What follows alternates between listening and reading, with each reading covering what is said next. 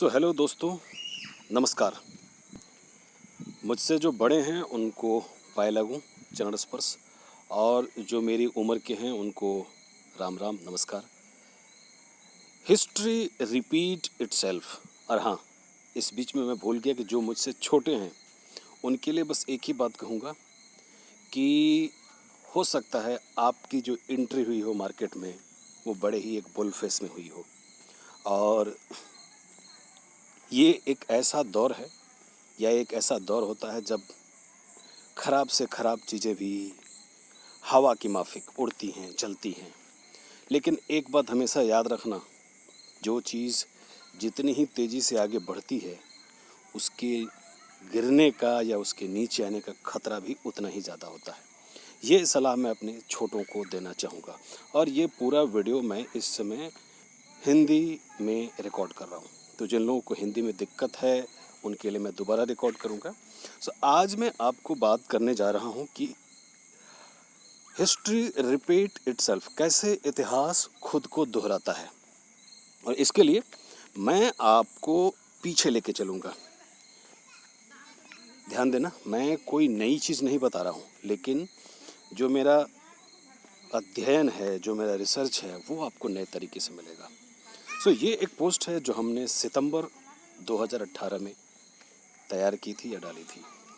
सितंबर 2018 एक ऐसा समय था जब मार्केट ने एक बार फिर से सबको करेक्शन के अपने डर से कायदे से डराना शुरू कर दिया था। आइए देखिए इस चार्ट को। उस समय मार्केट ने लगभग 10,500 10,600 के आसपास, अगर आप चार्ट देखेंगे, लेवल में थोड़े ऊपर नीचे हो सकते तो करेक्शन देना शुरू किया, और फिर धीरे धीरे निफ्टी करेक्ट होते होते 10,200 के लेवल पे आ गया। जब ये लेवल निफ्टी ने छूना शुरू किया, फिर क्या था, मीडिया। और हाँ, एक बात और मैं आपको बता दूं कि जितना टीवी देखोगे, एक तो उससे सेहत भी खराब होती है, आंखों पे असर होता है, और दूसरा आपके वेल्थ पर भी।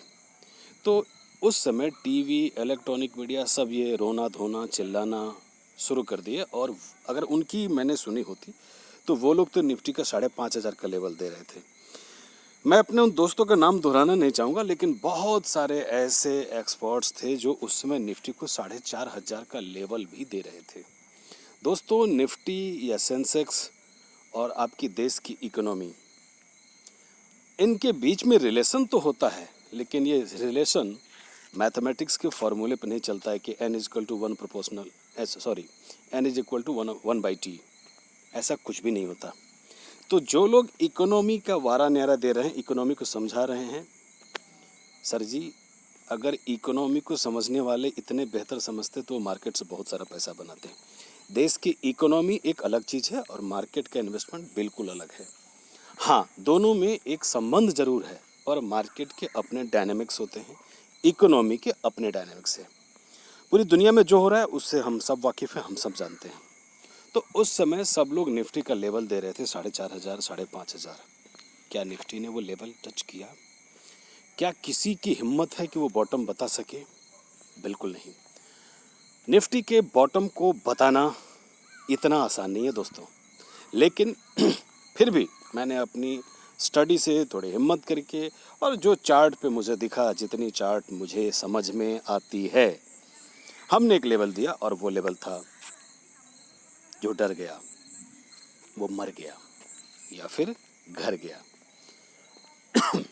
दो चीज़ें जरूर होती है, या तो मर जाता है, मरने का मतलब you will be out from the stock market, और या तो फिर घर गया, मार्केट को दोष दो और अपने घर लौट जाओ। निफ्टी ने एग्जैक्ट उसी लेवल से रिवर्स दिया, और आज निफ्टी जहां भी है आप देख रहे हो। तो मैं आपको अब इससे इतिहास का क्या रिलेशन है, या इसमें how the Nifty is going to repeat itself, मेरा एक अपना स्टडी है। I might be wrong in my calculation, हो सकता है कि मैं अपने कैलकुलेशन में गलत हूँ, लेकिन बॉटम कोई नहीं बता पाएगा। ये वो समय होता है जब आपको अपनी पोर्टफोलियो को रीस्ट्रक्चर करना होता है। और ध्यान दीजिए, ये जितने भी स्मॉल कैप की आंधी है, मैं भी इनमें उतना भरोसा नहीं करता हूं। अगर आपको भरोसा करना है तो एसआईपी मोड अपनाइए और अपने क्वालिटी के स्टॉक चूज करिए। इस वीडियो के अंत में मैं आपको सेक्टर बता दूंगा। स्टॉक्स के बारे में डिस्कशन हम अगले किसी दिन करेंगे। आइए हम आपको यहाँ पे समझाने की कोशिश करेंगे कि कैसे how the history is going to repeat itself. एक दूसरा मैं आपको दिखाऊंगा। ये देखिए, ये रिसेंट चार्ट हमने 24 सितंबर को जो मेरी समझ में आया, एक अभी कुछ दिन पहले ये सारे टीवी स्टार, मीडिया, जी बिजनेस, में नाम नहीं लूँ तो ज़्यादा अच्छा होगा, सीएनबीसी या जो कुछ भी है, ये सभी जितनी बेबाकी से निफ्टी को 12,000 का लेवल दे रहे थे, अचानक से सबके सुर बदल गए। और अब तो मैं सुन रहा हूँ कि कोई हो सकता है कि अब भी 9,500 का लेवल भी दे रहा हो, कोई 7,500 का लेवल देगा। भाई, भारत है, बोलने की आज़ादी सबको है, आप भी बोल लीजिए, क्या फ़र्क पड़ता है। पर मेरी जो समझ है, उस समझ के हिसाब से मार्केट में फर्स्ट राउंड का करेक्शन हो चुका है। और जो लोग इस बात का इंतज़ार कर रहे हैं कि मार्केट यहाँ से और नीचे आएगा और तब हम इन्वेस्ट करेंगे, मैं उनसे सिर्फ एक ही बात कहूँगा, गारंटी है कि आपको बॉटम का लेवल पता ही नहीं चलेगा and you will be force to buy again जब ये मार्केट 11,200 या 11,400 का लेवल क्रॉस करेगी। निफ्टी 12,000 का लेवल भी छुएगी, पर अभी नहीं। अभी ये कंसोलिडेशन, अभी निफ्टी यहाँ से कंसोलिडेट करेगी और उसका जो लेवल होगा कंसोलिडेशन का, वो लेवल होगा 10,800 से लेकर के 11,300 के बीच में स्टॉक्स चलेंगे। पर यहाँ से पैसे कमाना या पैसे बनाना अब थोड़ा मुश्किल हो जाएगा। रीज़न बड़ा साफ है। नवंबर में चुनाव है अमेरिका में, और अमेरिका में राहत पैकेज की जो दूसरी किस्त है उसमें डिले हो रहा है, लेट हो रहा है। ये सारे उथल पुथल वाले हिस्से हैं जो मार्केट में ट्रेडर्स को मौका देंगे, इन्वेस्टर्स को नहीं। तो मैंने जो बात यहाँ पे शुरू की थी कि कैसे इतिहास खुद को दोहराएगा, अगर आपने उन दोनों चार्ट को ध्यान से देखा हो तो आपको एक बात समझ में आएगी कि वहां भी निफ्टी ने तकरीबन 600 से 800 पॉइंट के करेक्शन के बाद अगली जर्नी के लिए तैयार हो गई थी। तो अगर 2018 सितंबर में ऐसा हुआ है या अगर 2016 में भी ऐसा हुआ है या अगर 2012 में भी ऐसा हुआ है, तो फिर 2020 में ऐसा क्यों नहीं होगा। एक टेक्निकल रिसर्च एनालिसिस्ट को जो उसका डाटा बताता है कि डाटा एग्जैक्ट रिवर्स होता है, और मेरा जो डाटा मुझे बता रहा है कि निफ्टी अब यहाँ से तैयार है एक बार फिर 11,200 और 11,300 के लेवल में, जहाँ पे जो क्वालिटी के स्टॉक्स हैं वो चलेंगे। तो ये तो मैंने आपको बता दिया निफ्टी के लेवल, जैसा कि मैं यहाँ पर लिखा है कि first bottom done in Nifty 10,920, so start by in SIP mode. अब देखो, अब आप बोलोगे सर आपने तो 10,900 का लेवल दिया, लेकिन इसने तो 10,800 का लेवल भी ब्रेक कर दिया था। इंट्राडे में 10,800 का लेवल एक्सपायरी के दिन निफ्टी ने ब्रेक जरूर किया था, लेकिन जिस तरीके से नीचे से बाइंग आई है, इसको हम शॉर्ट कवरिंग नहीं कह सकते हैं। There is something else which we don't know. Market हमेशा हमसे ज़्यादा जानता है। तो हम अगर बॉटम की तलाश में बैठे रहेंगे तो फिर हम बैठे रहेंगे। हमें क्या करना है, हमें अपने पसंदीदा सेक्टर चुनने हैं और अपनी क्वालिटी के स्टॉक्स। आइए अब मैं आपको बात करूं सेक्टर्स की, जो ग्रोथ के सेक्टर्स हैं। मुझे फार्मा पसंद है क्योंकि मैंने जो अनुभव किया है कि फार्मा में जो रिसेंट तेज़ी आई है, ये तेज़ी लगभग 5-6 साल बाद आई है। ये वही सन फार्मा है जो कभी 350 रुपये में करा रहा था। सन फार्मा के साथ रिसेंट में कुछ इशू हुआ है, लेकिन ये सारे इशू मैं बोल रहा हूँ ड्रामा है।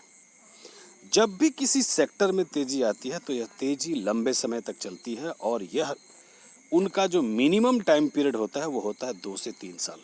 तो मुझे जो लग रहा है कि फार्मा की तेज़ी अगले 2 से 3 साल तक चलती रहेगी, क्योंकि कोरोना के ख़त्म होने के बाद भी जो टेरर ऑफ बिजनेस है वो कंटिन्यू रहेगा।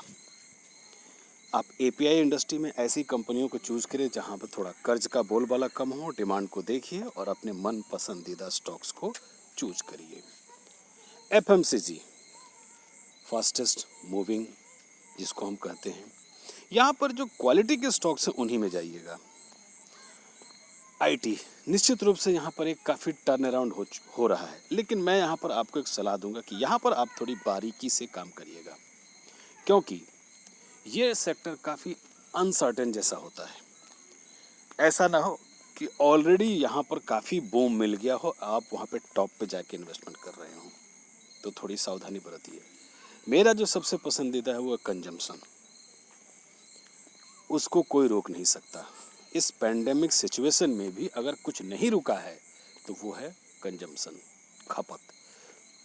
तो आपको अपने पसंद के सेक्टर में से अपनी पसंद के शेयर ढूंढने हैं और वहाँ पे क्वालिटी का इन्वेस्टमेंट करना है। तो इस वीडियो में मैंने जो आपको समझाने की कोशिश की कि निफ्टी ने फर्स्ट राउंड का बॉटम टच कर लिया है। आइए सेकेंड राउंड का बॉटम क्या हो सकता है, जो यहाँ पे मैंने एक कैंडल से समझाने की कोशिश की है, वो है कि ज़्यादा से ज़्यादा निफ्टी यहाँ पर 10,500 का लेवल छू सकता है, लेकिन वो अभी नहीं होगा। आई एम सॉरी, जो लोग अगर शॉर्ट करके बैठे होंगे ट्रैप होंगे पक्का। लेकिन अगर आपको कंफर्मेशन चाहिए क्या ये बॉटम है, क्या मुझे यहाँ पे इन्वेस्ट करना चाहिए, तो आपको अगले 1 से 2 दिन का इंतज़ार करिए, क्योंकि मंडे और ट्यूसडे में ये सारी चीज़ें धीरे धीरे स्पष्ट हो जाएंगी। अगर यहाँ से निफ्टी धीरे धीरे कंसोलिडेट करने लगे तो समझिए कि फर्स्ट बॉटम कम्प्लीटली कंफर्म हो चुका है और मुझे अपने क्वालिटी के स्टॉक्स में इन्वेस्टमेंट करने चाहिए। सो होप कि आपको मेरा वीडियो पसंद आया हो, और अगर आपको ये वीडियो पसंद आया है तो पता ही है क्या करना है। अरे कुछ नहीं करना है यार, मुस्कुराइए और मुस्कुराते मुस्कुराते इसको किसी और के पास पहुंचा दीजिए ताकि उसका भला हो जाए। और अगर आपको पसंद नहीं भी आता है तो आप बिल्कुल डिसलाइक करिए, मैं बहुत खुश होऊंगा, लेकिन बस नीचे एक लाइन लिख दीजिए कि आपको किस लिए पसंद नहीं आया, ताकि अगली बार हम उन गलतियों को सुधार करके आपके लिए कुछ नया लेके आए। और हाँ, चलते चलते मैं आपसे बताता चलूँ कि मैंने कुछ बहुत ऐसे तगड़े स्टॉक्स आइडेंटिफाई किए हैं। मैं सही मौके की तलाश में हूँ, तो आप लोग कैश रेडी रखिए। हम बहुत कुछ ऐसे स्टॉक्स के बारे में यहाँ पर डिस्कस करेंगे, जैसा कि हमने आपको पता है जेएनएफसी दिया था। इस पेंडेमिक में, इस गिरावट में, इस भयंकर गिरावट में भी स्टॉक कितनी मजबूती से खड़ा है। 200 का लेवल तो छोड़ो, 205 का लेवल भी एकदम मजबूती से खड़ा है, वो भी तब जब इस क्वार्टर का रिजल्ट उतनी अच्छी नहीं है। ध्यान रहे, ये जो मैं दे रहा हूँ ना, अगले 1 साल बाद इसी वीडियो को रिपीट करके आप देखोगे तो लेवल भी देखोगे और रेट भी देखोगे और मुझे याद भी करोगे। थैंक यू सो मच आचार्य और टीम आचार्य की तरफ से आप सभी को बहुत बहुत बधाई, शुभकामना। अपने स्वास्थ्य का ध्यान रखिए, अपने परिवार का ध्यान रखिए और मुस्कुराते रहिए, साथ में कमेंट्स देते रहिए। Goodbye, thank you.